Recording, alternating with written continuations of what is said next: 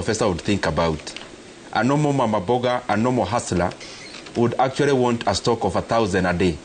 Previously, they would go into a Shylock, they borrow, and of course they pay exorbitantly. Currently, we have been able to disburse 36.5 billion Kenya shillings in the hustler fund, or through the hustler fund.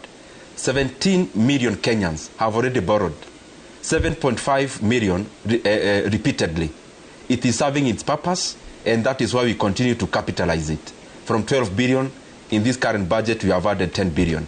But allow me holistically, Ayub, to also say that I am very glad, and I want to say that I am very happy that we are in the position that we are in, even in this studio.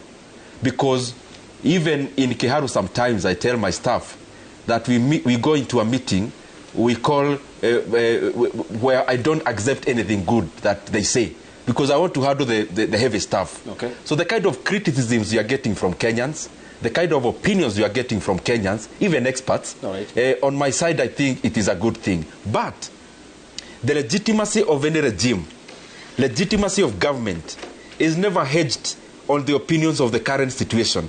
It is never also hedged on the policies. It is hedged on deliverables. What ultimately people remember, what ultimately works for a regime or a government, is not just what I come and say here on TV. It is exactly what